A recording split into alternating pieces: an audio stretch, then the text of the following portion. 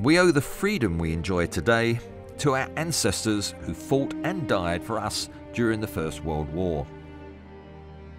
Some of the more unlikely heroes of this terrible conflict were the footballers of the time, who also bravely joined up and went off to war.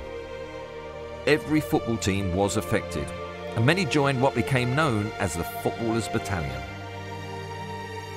After war broke out in 1914, the weekly football match was seen as an important way of boosting morale on the home front. But when it became obvious the war was not going to be over by Christmas, Britain's fit young footballers were encouraged to join up and do their bit.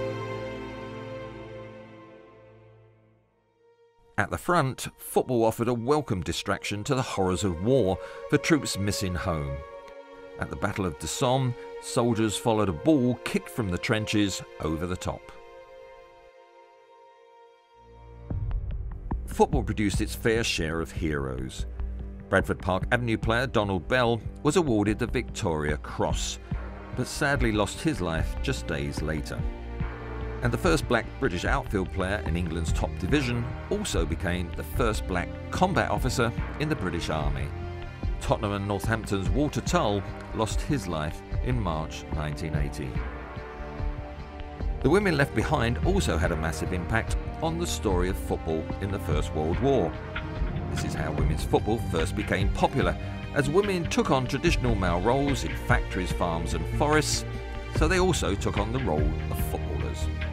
After their shifts, women staged their own football matches, often in front of huge crowds of thousands of people, and kept the flame of football burning during our country's darkest hour. It will be 100 years before the women's game would be as popular again.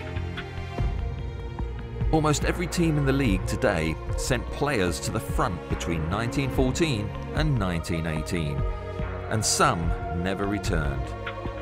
Today's squads will never forget the heroes of the past. Hi, I'm John Stones, a defender for Manchester City and England. Today we've been planting 14 trees to remember the players that played for England and served in the First World War. These footballers were so brave and sacrificed so much for our futures. Help us create a national woodland memorial to football in the First World War by planting trees.